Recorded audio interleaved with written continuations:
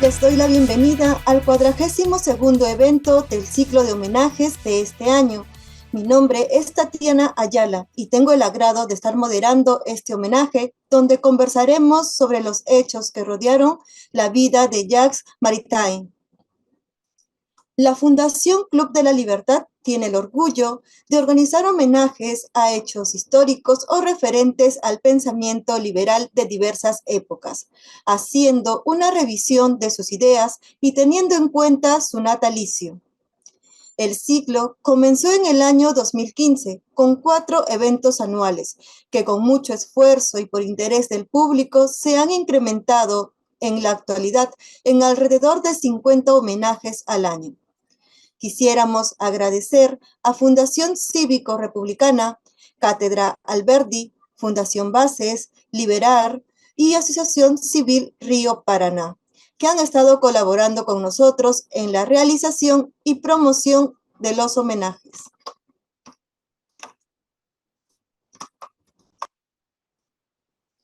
Un placer encontrarnos este sábado nuevamente para homenajear la vida y obra de Jacques Maritain, quien fue un destacado intelectual y un prolífico filósofo francés de la posmodernidad, más aún un estandarte del denominado humanismo cristiano. Recorriendo sus orígenes, podemos mencionar que nació en el año 1882 en la ciudad del Río de Sena, París, y falleció en abril de 1972 en Toulouse, otra bella ciudad del territorio francés. Inicialmente era perteneciente a la tradición protestante, aunque decidió convertirse a la Fides católica junto a su esposa Raisa Oumansov, inmigrante judía de origen ruso.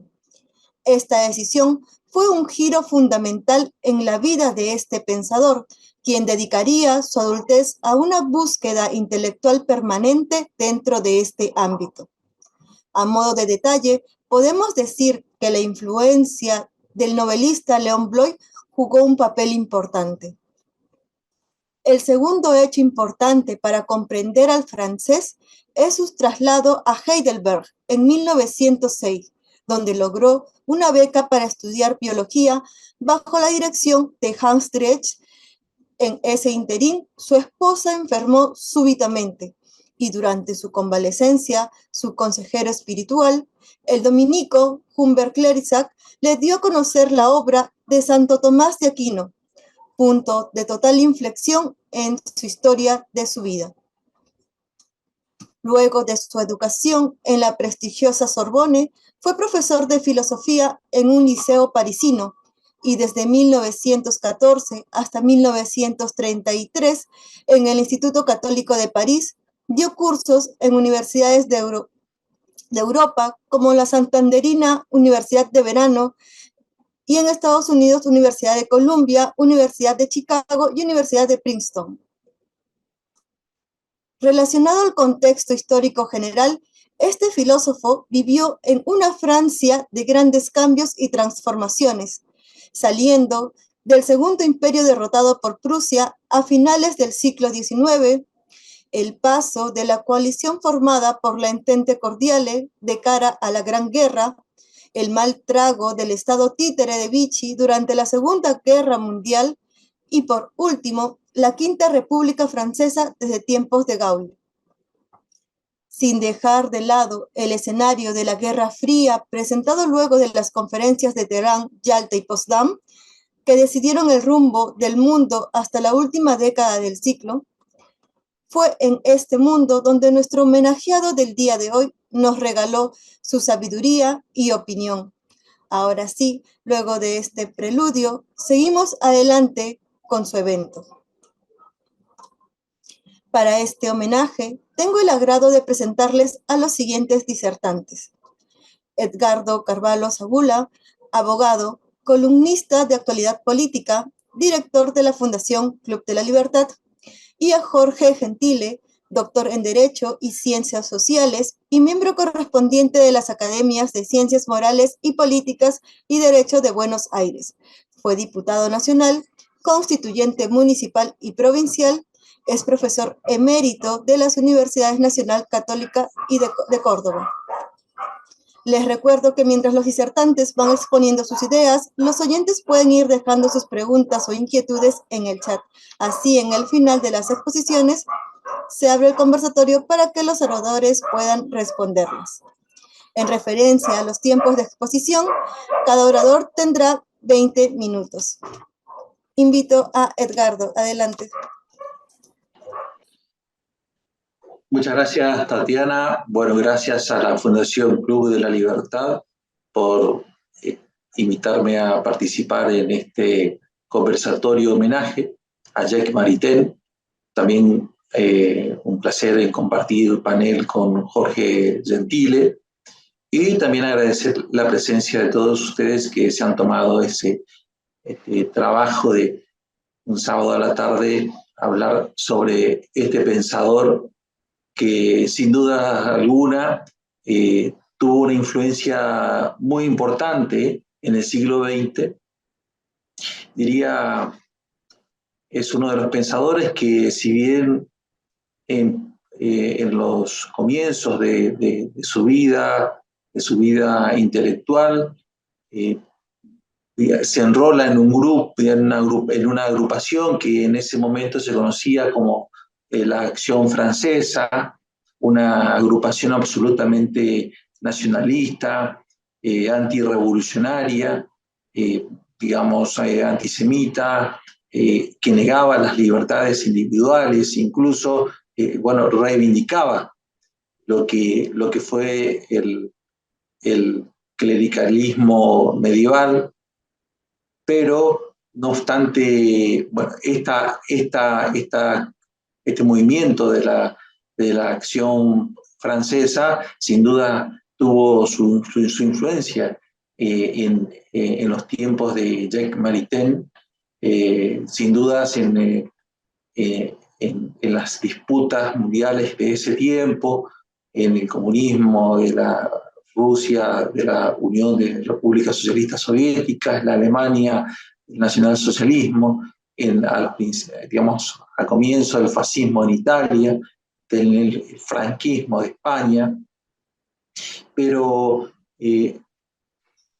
Maritain tiene una evolución, toma un camino, tal vez influido por el influjo de la teoría de las dos espadas del Papa Gelasio, también digamos, de lo que es toda la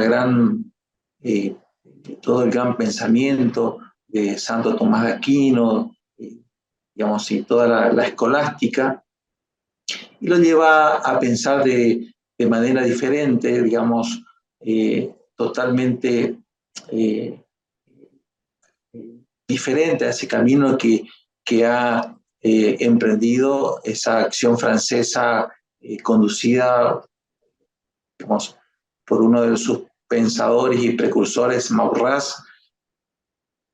Y ahí, digamos, esa es la audacia intelectual y la valentía también de enfrentar, en donde también ponía en riesgo su vida en Maritain, en el sentido de indicar de la posibilidad o de que es necesaria la separación del poder terrenal y del poder divino, de ir hacia, bueno, hacia un mundo en donde también en ese momento había una gran discrepancia religiosa, que era digamos, el catolicismo versus el protestantismo, y que él claramente termina, lo escribe en el 30-36, escribe esa libertad de conciencia en cuanto a religión, a profesión religiosa de los individuos, que más tarde será tomado por el Concilio Vaticano II. Y en esa en ese influjo de Santo Tomás de Aquino, él llega a un concepto yo voy a desarrollar algunos conceptos, comienza a conceptualizar ciertas cuestiones como el bien común, cómo debe ser la sociedad, qué es el Estado. Y cuando, claro, hablamos de bien común, naturalmente que algún liberal, sobre todo hoy, la corriente libertaria, se pone en alerta porque también debemos tener presente que hay otro concepto relacionado a la voluntad general y que pertenece a Rousseau y al iluminismo francés, que claramente todo lo que sea derechos individuales podrían ser anulados en virtud de algo más general, digamos. Lo particular en ese momento, digamos, sostenía lo general, por lo tanto, el particular podría ser sacrificado en pos de lo general. Entonces, pero si nosotros tratamos de leer con entendimiento o con detenimiento qué es lo que sostiene Maritain en cuanto al bien común, vemos que si bien se refiere también a una cuestión material de que todos tengan un bienestar en términos materiales, él en primer lugar presenta al bien común como una cuestión de moralidad, en el sentido de que el ser humano es un ser pasajero y que trasciende y que va hacia, digamos, su espiritualidad, hacia la posibilidad de la conquista del reino de los cielos. Y en ese tránsito terrenal tenía que ir de la mano con la moralidad. Hay también que respecto al bien común se refiere a la redistribución, que es el bienestar de la sociedad para todos los individuos debe ser redistribuida a todas las personas que conforman el cuerpo social. Pero aquí hay una cuestión que voy a hacer hincapié y voy a hacer mención para que no se confunda lo que hoy, digamos, el progresismo, el colectivismo, alza como bandera, que es la redistribución de los ingresos, en donde compulsivamente quita a los que tienen más para dar a los que tienen menos. Esa es la bandera del progresismo, digamos. Pero en cambio, Maritain tenía claro esto y decía que la redistribución alcanza un carácter pleno cuando se realiza por amistad cívica y no por obligación legal. Ejercer la amistad cívica no es más que aplicar la virtud cristiana de la caridad. Acá en ningún momento hay compulsión a ser solidario. O sea, esto es como un oxímoron, lo que hoy se utiliza, que te obligan a ser solidario. Y la solidaridad nace, como dice Maritain, de la virtud, de esa virtud de ejercer esa amistad cívica y de dar de manera caritativa, digamos. O sea que el planteo de bien común está muy lejos de lo que hoy nos asustan a los liberales, en el sentido de esa vieja teoría de la voluntad general que sucedió en el iluminismo francés. También dice que el bien común necesita una autoridad, es decir, que debe existir un grupo que guíe al resto, digamos, es necesario que algunos en particular se encarguen de esa conducción, de que las directrices que impidan, las decisiones que tomen al respecto, sean seguidas u obedecidas por miembros de la comunidad. Y con esto vamos a ver lo que define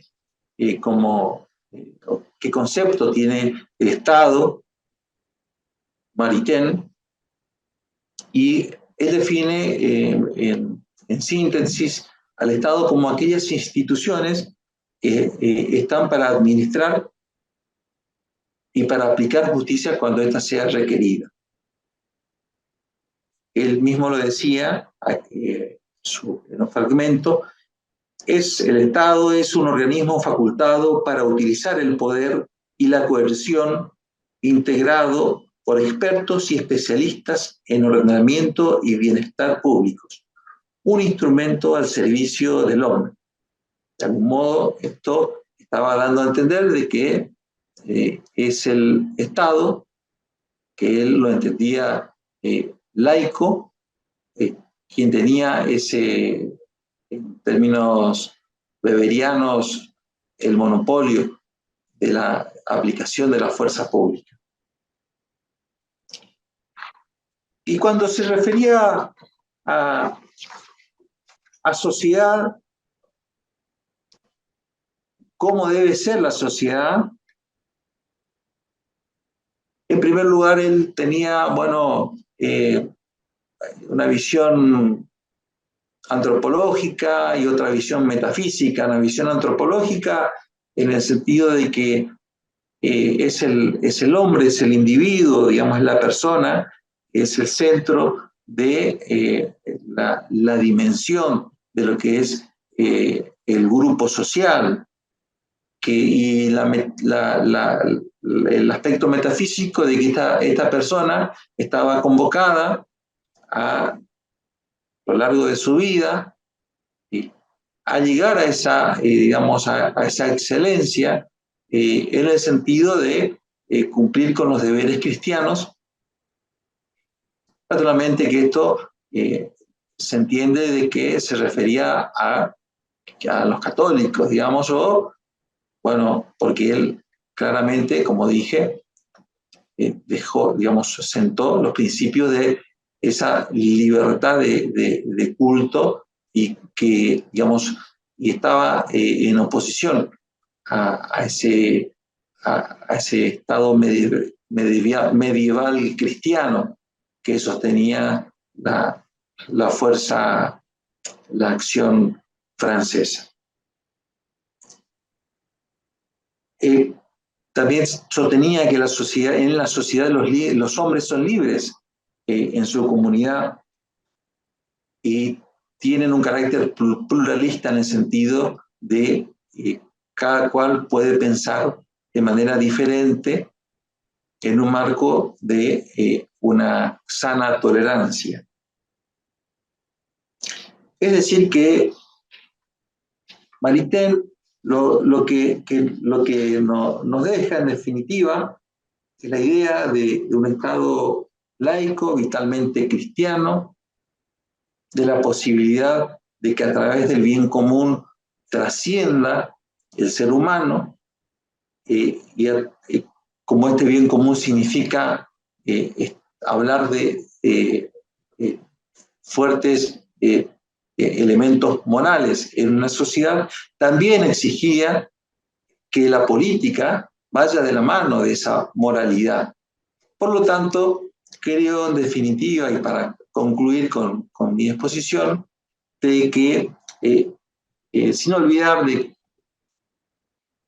está dentro del calendario de los pensadores liberales, es porque claramente ha creído en la libertad individual, en la libertad de conciencia, en el respeto a la propiedad privada. Si bien tenía reparos sobre esa sociedad post-revolución industrial, él tenía esa visión claramente, ha sido el precursor creo que de eso va a encargarse Jorge, lo vamos a escuchar atentamente, de lo que fue la democracia cristiana en el mundo. Así que es un pensador, diría, audaz, es un pensador que ha innovado desde viejas ideas que no han sido tenidas en cuenta en los magisterios papales y que a la larga, digamos, los papas sucesivos en los concilios han tenido presente las ideas de Maritain. Hasta aquí llego y continuamos más tarde. Ahora, Jorge.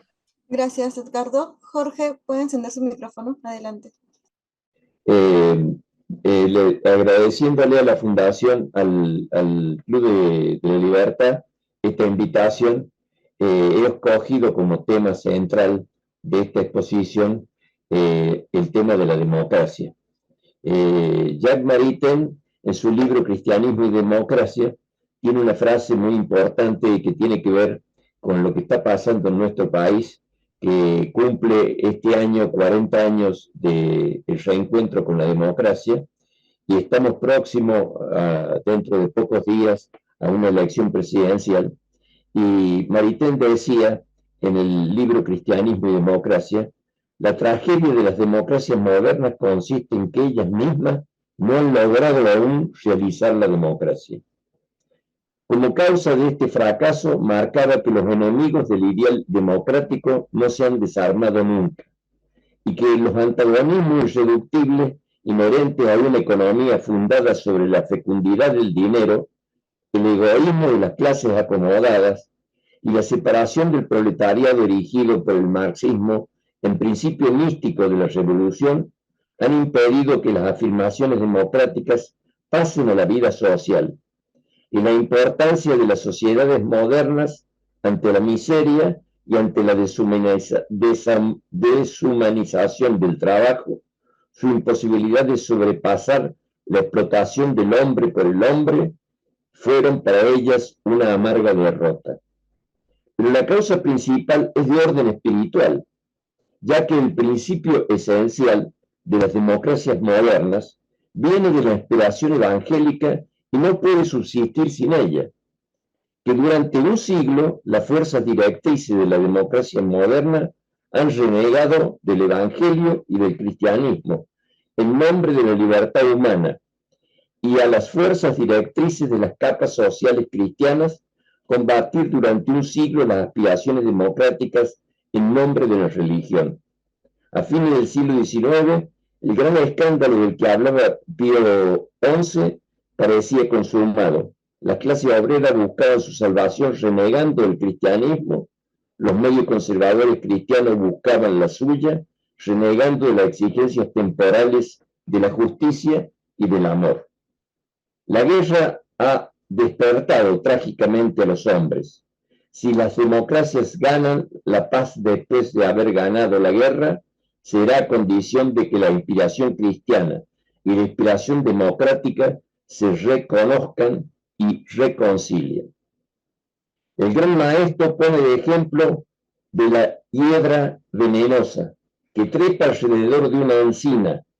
Esta se vuelve a su vez peligrosa al tocarla y se la llama por error encina venenosa. Está sana en sí misma y su savia está sana. Es el parásito, el venenoso. Desde hace 30 años en Europa, decía Maritain, muchos espíritus sinceros se desviaban de la democracia con más o menos disgusto. Tan sofocado estaba el principio auténtico de esta por las hiedras venenosas que la cubrían de parásitos. La cuestión no es encontrar un nombre nuevo a la democracia, sino descubrir su verdadera esencia y realizarla. Pasar de la democracia burguesa, desecada por sus hipocresías y por falta de la savia evangélica, a una democracia integralmente humana, de la democracia frustrada a la democracia real. La palabra democracia para los modernos designa una filosofía general de la vida humana y de la vida política y un estado del espíritu. El mensaje cristiano despertó en la conciencia de los pueblos y avanzó subterráneamente durante siglos antes de manifestarse.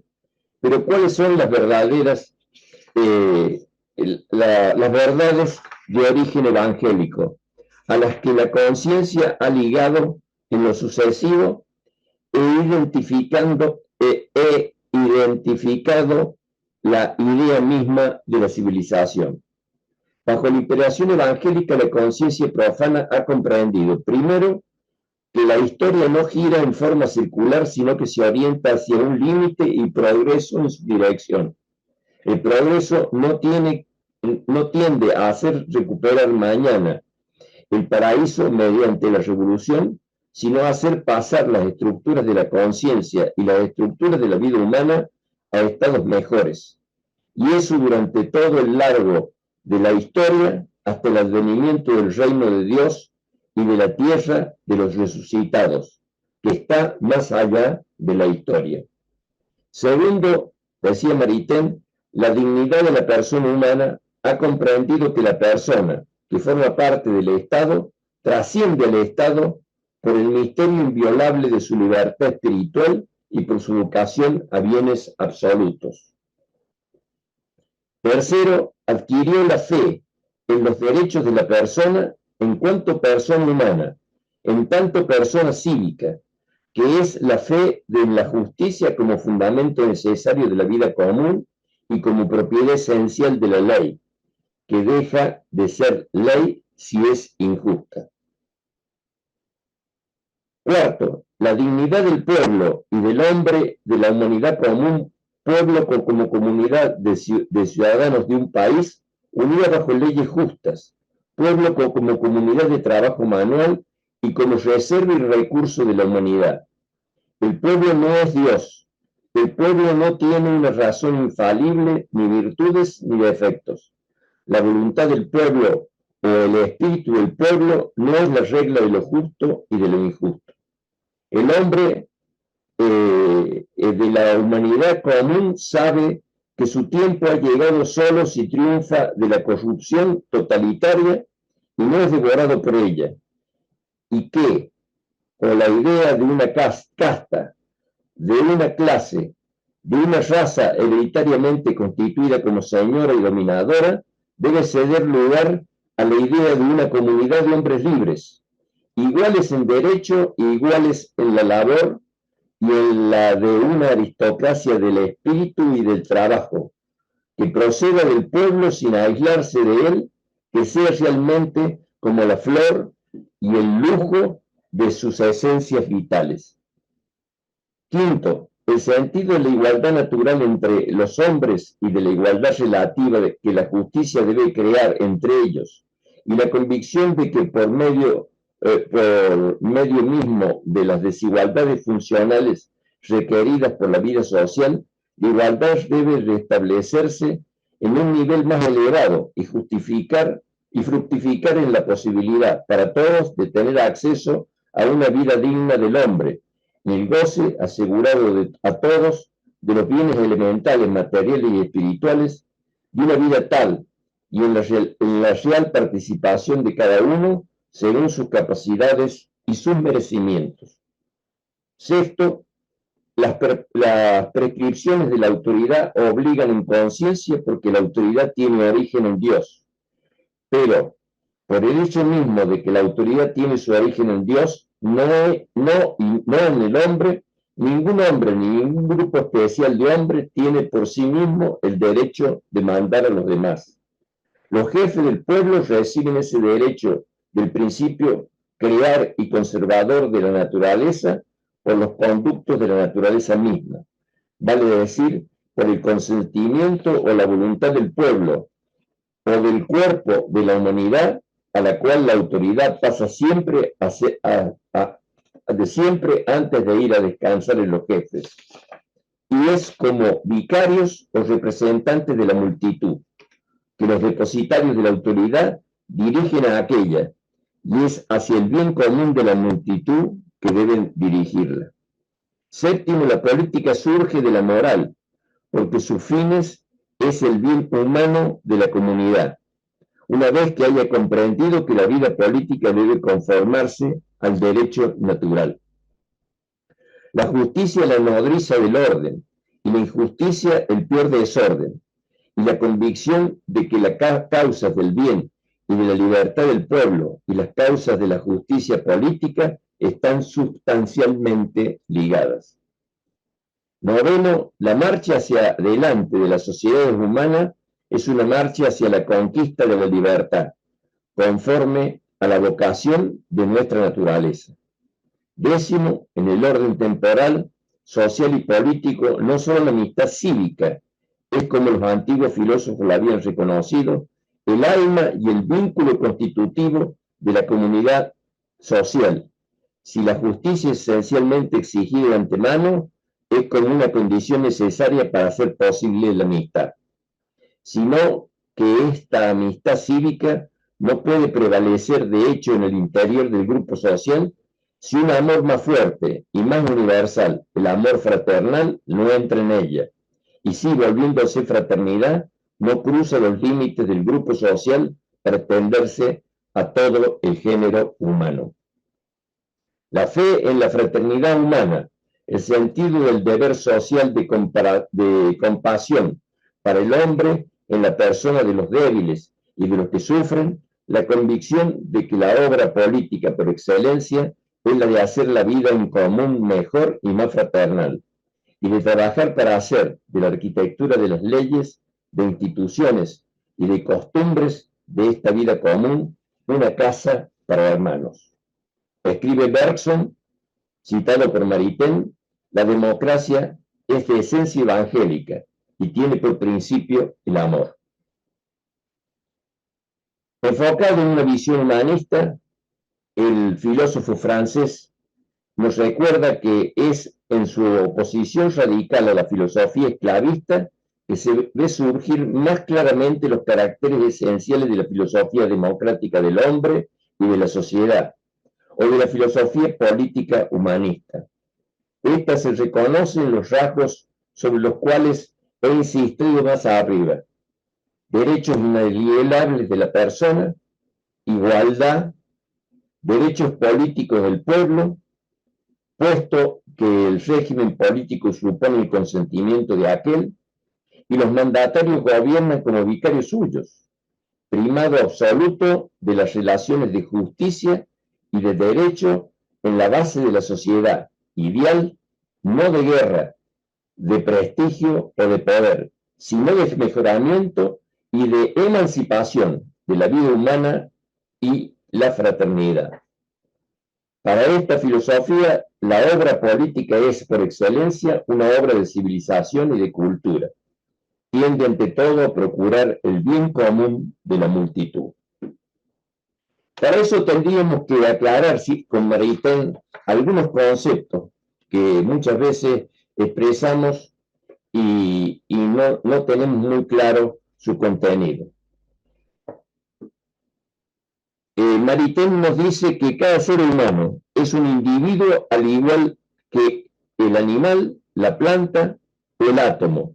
Es fragmento de una especie, parte de este universo. La palabra individuo debe ser, tenido en cuenta cuando el hombre,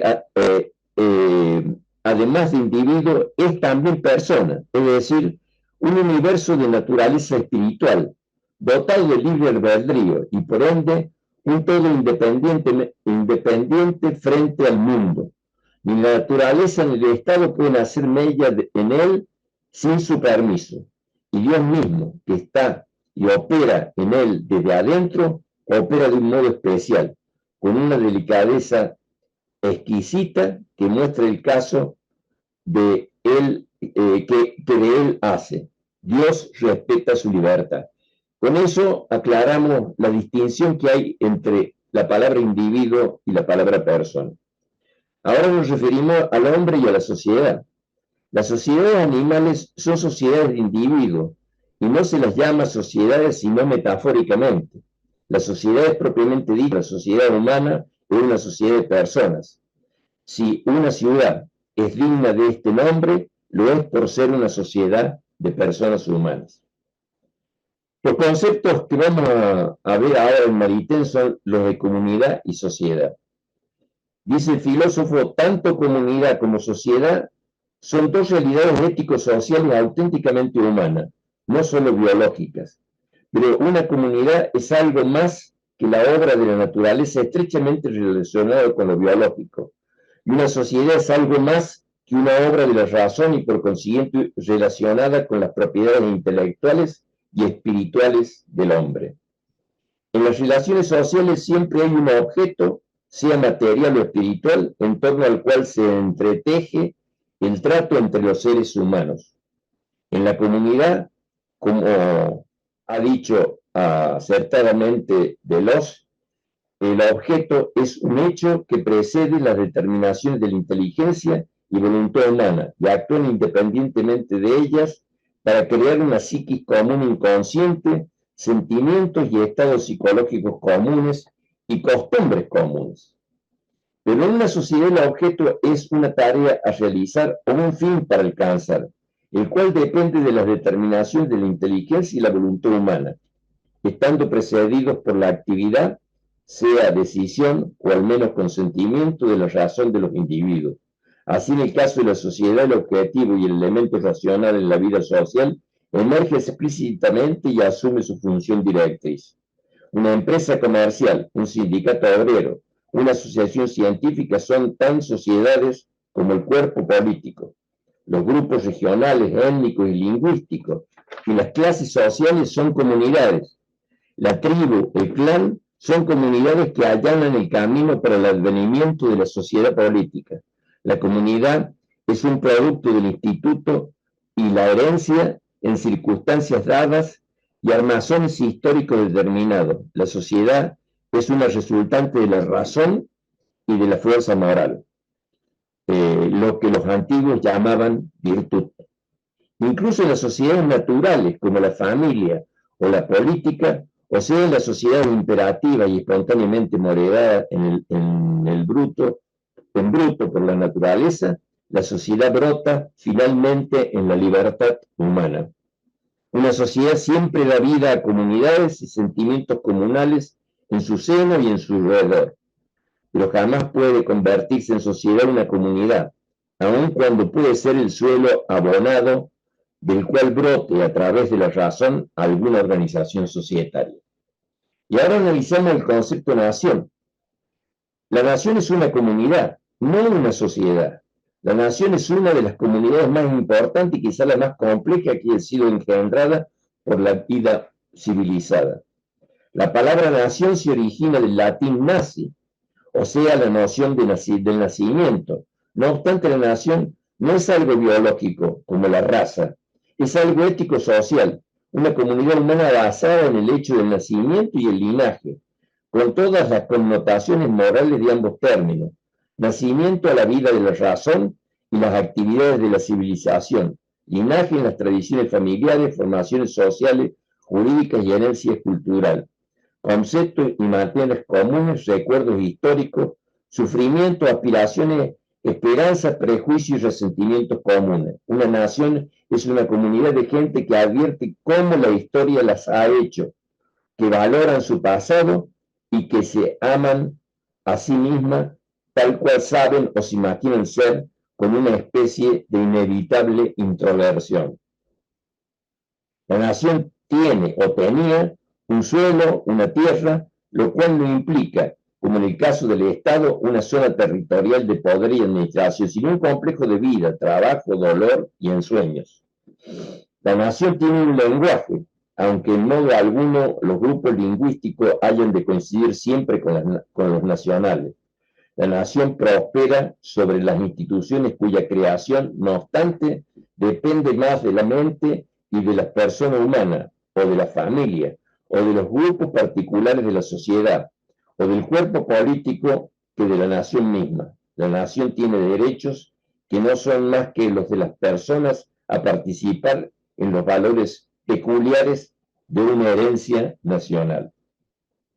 Continúa Maritena, a semejanza de cualquier otra comunidad, la nación es acéfala, tiene sus élites y centros de influencia, mas no jefes ni autoridades gobernantes, estructuras, pero no formas racionales ni organizaciones jurídicas, pasiones y sueños, pero no un bien común, solidaridad entre sus miembros, fidelidad y honor, aunque no amistad cívica. El grupo nacional no puede transformarse por sí en una sociedad política. Cuando se ha formado una sociedad política, y en especial cuando tiene una experiencia de siglo en el fortalecimiento de una genuina amistad cívica, da origen, de un modo natural, y en su propio seno, a una comunidad nacional de un grado superior. La Constitución Política del Estado Plurinacional de Bolivia, aprobado el año 2009, no tuvo en cuenta estos claros conceptos explicados por Maritena, por no distinguir claramente lo que es sociedad política de lo que es nación.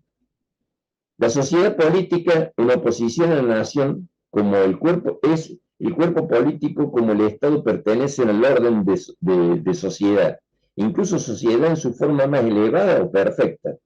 En nuestro tiempo los dos términos se utilizan como sinónimos, y el segundo tiende a invalidar el primero. El cuerpo político, la sociedad política, es el todo. El Estado es una parte, la más sobresaliente del todo. La sociedad política, impuesta por la naturaleza y lograda por razón, es la más perfecta de las sociedades temporales. Es una realidad humana concreta y total, que tiende a un bien humano concreto y total, el bien común. La justicia es una condición primordial para la existencia del cuerpo político, pero la amistad es su expresión vital. La amistad tiende hacia una comunión realmente humana y libremente obtenida. El bien común no es solo la colección de artículos y servicios públicos que presuponen la organización de una vida comunal, sino también unas condiciones fiscales saneadas, un aparato militar fuerte, un cuerpo de leyes justas, buenas aduanas e instituciones prudentes, todo lo cual organiza la sociedad política dentro de su propia estructura, y asimismo la herencia de los grandes recuerdos históricos, sus símbolos y gloria, las tradiciones vivas y los tesoros culturales. El bien común incluye igualmente la integración sociológica de la conciencia cívica total, las virtudes políticas, el sentido del derecho, la libertad de todas las actividades, la prosperidad material y el esplendor espiritual, la sabiduría hereditaria que opera inconscientemente, la rectitud moral, la justicia, la amistad, la felicidad, la virtud y el heroísmo en las vidas individuales de los miembros del cuerpo social. Concepto que parece olvidado en la actualidad, donde la lucha por el poder parece haber desplazado la finalidad de la política, que no es otra que alcanzar el bien común de la sociedad política. El Estado, el cuerpo político o la sociedad política difiere del Estado. Este es solo aquella parte del cuerpo político especialmente interesada en el mantenimiento de la ley, el fomento del bienestar común y del orden público, así como la administración de los asuntos públicos. El Estado se especializa en los intereses de todos. No es un hombre ni un conjunto de hombres. Es un haz de instituciones combinadas que forman una máquina situada en la cima. Este tipo de obra de arte ha sido construida por el hombre y utilizada cerebros y energías humanas, y no es sino hombre, pero constituye una encarnación suprema de la razón, una superestructura impersonal hiperviviente. El Estado no es sino una organización facultada para utilizar el poder y la coerción, integrado por expertos o especialistas en ordenamiento y bienestar público, un instrumento al servicio del hombre. Poner el hombre al servicio de este instrumento es perversión política. El ser humano como individuo es para el cuerpo político y el cuerpo político es para el ser humano como persona. Pero en modo alguno el hombre es para el Estado, sino el Estado para el hombre. Desde una posición opuesta, Mussolini le decía, todo en el Estado, nada fuera del Estado, nada contra el Estado. Y vemos ahora lo que significa pueblo. El pueblo no es soberano, en el genuino sentido de la palabra, sino que tiene un derecho natural a la plena autonomía de gobernarse por sí y así. El pueblo ejercita ese derecho cuando establece una constitución escrita o no del cuerpo político, o cuando un pequeño grupo político se reúne para aprobar una ley o tomar una decisión, o cuando elige a sus representantes. Pero ese derecho siempre permanece en él, es en virtud del mismo por el que fiscaliza al Estado y a sus funcionarios administrativos. Pueblo es la multitud de personas que, unida bajo leyes justas, por la mutua amistad y por el bien común de sus humanas existencias, constituyen una ciudad política o un cuerpo político. Derechos humanos. El fundamento filosófico de los derechos del hombre es el derecho natural. Es el aspecto ontológico, el derecho natural es en el aspecto ontológico, el derecho natural es un orden ideal relativo a las acciones humanas. Una división entre lo conveniente y lo inconveniente, lo adecuado e inadecuado, que depende de la naturaleza humana o esencia de las necesidades inmutables en ellas arraigadas. El derecho natural mora como un orden ideal en el ser de todos los hombres existentes. El derecho natural no es un código escrito. Los hombres conocen con mayor o menor dificultad y en grado diferente, corriendo el riesgo de equivocarse aquí y allá. El único conocimiento práctico de todos los hombres tiene en común de una manera natural e infalible, como un principio que no necesita demostración, es que debemos hacer el bien y evitar el mal, lo cual es el preámbulo y el principio del derecho natural, pero no el derecho en sí, no el derecho natural en sí. El derecho natural implica esencialmente un desarrollo dinámico, y porque la conciencia moral o el conocimiento del derecho natural ha progresado desde la era de las cavernas, de una doble manera. Primero, con respecto al modo con que la razón humana ha llegado a conocer de una manera cada vez menos crepuscular y tosca y confusa las reglas primordiales del derecho natural. Segundo, con respecto al modo con que se alcanzó a conocer, siempre por el conocimiento a través de la inclinación, sus normas ulteriores y más elevadas. Y ese conocimiento sigue progresando todavía y continuará progresando mientras dure la historia de la humanidad. Por eso en la historia humana no hay nuevos y viejos derechos. El derecho no enumerado del artículo 33 de nuestra Constitución Nacional son también derechos naturales no regulados todavía por las leyes positivas. Esto es lo que pensaba Sarmiento, lo pensaba Vélez Arfield cuando propusieron en la reforma de 1860 este artículo 33 que se incorporó a la Constitución. Para Santo Tomás de Aquino, así como para Aristóteles, y estamos refiriéndonos ahora al concepto de gobierno mundial, dice que la autosuficiencia, no digo total, sino autosuficiencia relativa, es la propiedad esencial de la sociedad perfecta, que es a su vez la meta hacia la cual tiende la evolución de las formas políticas humanas. Y es el primer bien garantizado por una sociedad perfecta, un bien que se sustancia por una vida y su unidad, que es la paz interna y externa.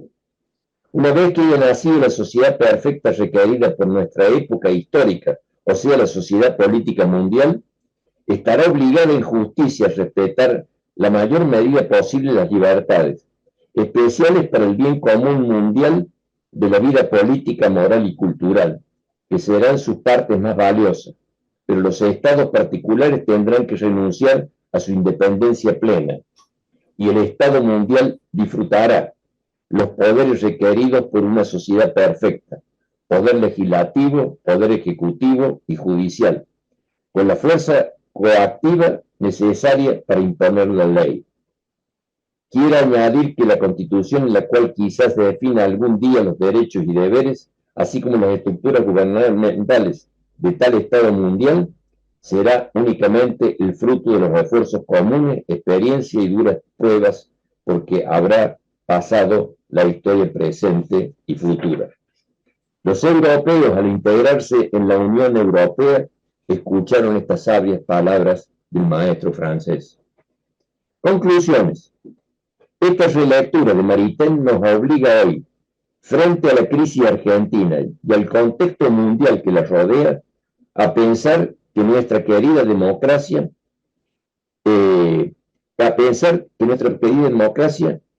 tiene que tener como punto de partida la dignidad de la persona humana, el respeto a su vida, su libertad y trabajo, como sus bienes esenciales. Segundo, necesita el respeto y perfeccionar las garantías de los derechos humanos, para lo cual hay que profundizar los de tercera generación, los de incidencia colectiva, los ambientales y lo que tiene que ver con las nuevas tecnologías. Tercero, tiene que mejorar la representación política, para lo cual hay que reordenar y fortalecer a los partidos políticos, sus alianzas electorales y gubernamentales y mejorar, incorporando las nuevas tecnologías, los modos y formas de votar. Lo cual implica hacer una reforma política que mejore la relación y la comunicación entre representante y representado. Cuarto, hay que profundizar la educación política del ciudadano y la formación de líderes y de dirigentes. Quinto, se redefinan los límites de lo público y lo privado, y la competencia de la sociedad política y el Estado, sus niveles y órganos. Hay que hacer efectivo el imperio de la Constitución y la ley. Fortalecer al gobierno republicano en sus tres poderes, legislativo, ejecutivo y judicial, al federalismo y a las autonomías municipales. Hay que profundizar el debate político para tener una opinión pública más informada y madura, con medios de comunicación más independientes. Décimo, tiene que avanzar la integración latinoamericana y la gestación de un gobierno mundial, o por lo menos una gobernabilidad del mundo que termine con las guerras y con las armas atómicas. Sobre esta base... Estimado Jorge, ¿me escucha? Sobre esta base, Maritain nos propone a los argentinos, 50 años después de su muerte, realizar la democracia, que reconquistamos hace 40 años. Nada más y muchas gracias. Gracias, Jorge. Bien, pasando al modo conversatorio, tenemos una pregunta. Vamos con la primera pregunta. Es para Jorge. Me dice, quiero preguntarle si considera que Maritain tuvo alguna influencia en el peronismo argentino y en su caso, ¿en qué se advierte? También puedo repetir la pregunta, no la escuché bien. La pregunta es si usted considera que Maritain tuvo alguna influencia en el peronismo argentino. ¿En el peronismo? Así es. Maritain, dice usted que tuvo alguna influencia. Que yo conozco, no sé. Perón, cuando comenzó en la década del 40, escribió un libro sobre la comunidad nacional. Estaba muy influido porque él había estado en Italia, ¿no es cierto?, en el año 1940, ¿no es cierto?, incluso lo había conocido personalmente Mussolini, y muchas de las ideas de ese momento es lo que crearon este nacionalismo, ¿no es cierto?, que ha sido un poco la doctrina del peronismo, que después le han ido agregando otros elementos, ¿no es cierto?, pero en definitiva yo no he visto que Maritain, ¿no es cierto?, haya tenido alguna influencia principal. Ahora, Maritain ha tenido influencia en la democracia en todo el mundo, ¿no es cierto?, y pienso que, digamos que los peronistas que honestamente piensan, ¿no es cierto?, en la democracia, ¿no es cierto?, tendrán que tener en cuenta mucho de esto que hemos estado leyendo respecto al pensamiento de Maritain, ¿no? Gracias, Jorge. Para Edgardo, en tu opinión, ¿se puede considerar a Maritain un liberal de su tiempo?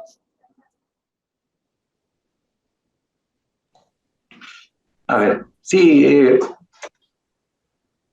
este pensador no está dentro de los estereotipos que estamos acostumbrados a, a observarlos y a tratarlos como un pensador liberal, pero si tenemos en cuenta que no solo propugnó algo que ya se venía, digamos, ya algo que ya había antecedente, digamos, muy antiguamente, de la separación entre la iglesia, digamos, el poder terrenal, digamos, laico, con lo que es el poder de la iglesia, además de propugnar la libertad de conciencia en ese contexto europeo de un clima de regresión del nacionalismo, de ese brote nacionalismo fuerte en donde no había tolerancia,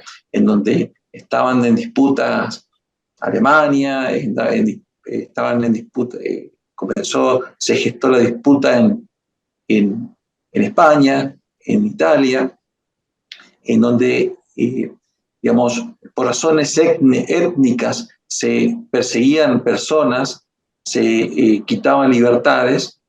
Creo que en ese sentido, Maritain merece ser considerado un pensador a todas luces, digamos, que suscribe la libertad, porque el epicentro, como bien explicó Jorge en su memorial y alocución, la persona humana es el epicentro del bienestar en todo cuerpo social y debe ser protegida. Así que sí creo que en ese sentido, viéndolo en ese aspecto, vemos a un pensador liberal. Bien, antes de finalizar, quisiera invitar a los oradores a realizar una breve conclusión de 1 minuto acerca del evento. Comenzamos, Edgardo, y terminamos con Jorge. Destacar lo que se dijo en todo el evento, ¿no? El legado de Jacques Maritain, de la separación de lo que es el clericalismo en el poder, el Estado laico, y el respeto de la persona, y sobre todo también lo que es, digamos, la convivencia y la no agresión en un mundo civilizado. Creo que eso fue la contribución, como dije, en un momento tan convulsionado de la Europa del siglo XX. Muchas gracias. Jorge, una conclusión de 1 minuto.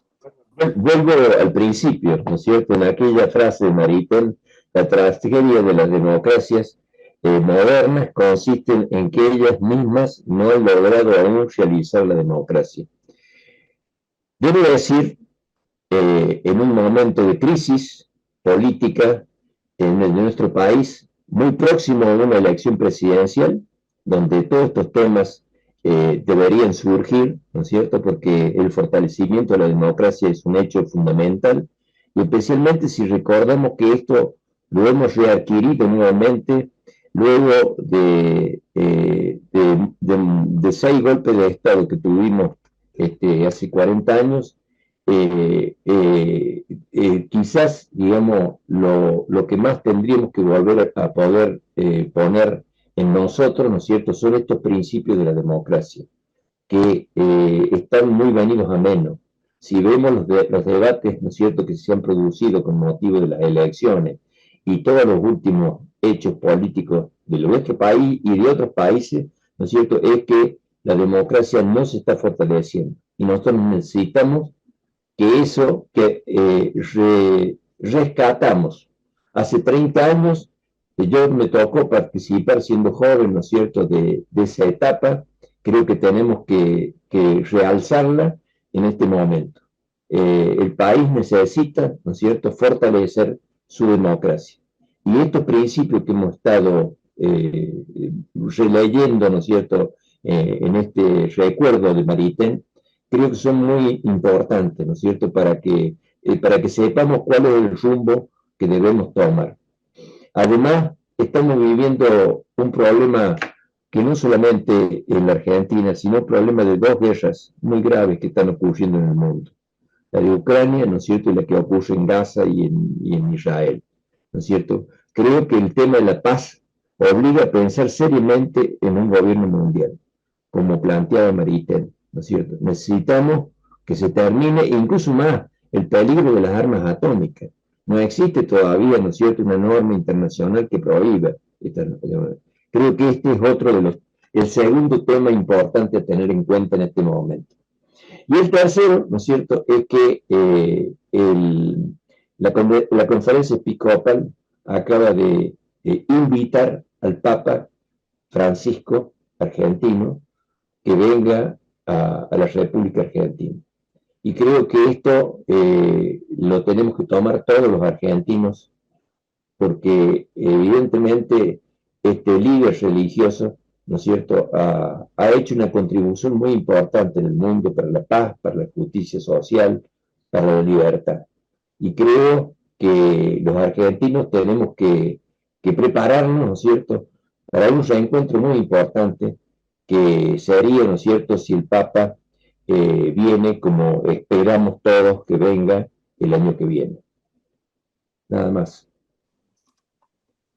Ahora que hemos concluido tanto la ponencia de nuestros oradores invitados y cerrado ya el debate con nuestros asistentes, la Fundación reconoce y agradece el esfuerzo, tiempo y participación a Edgardo y Jorge.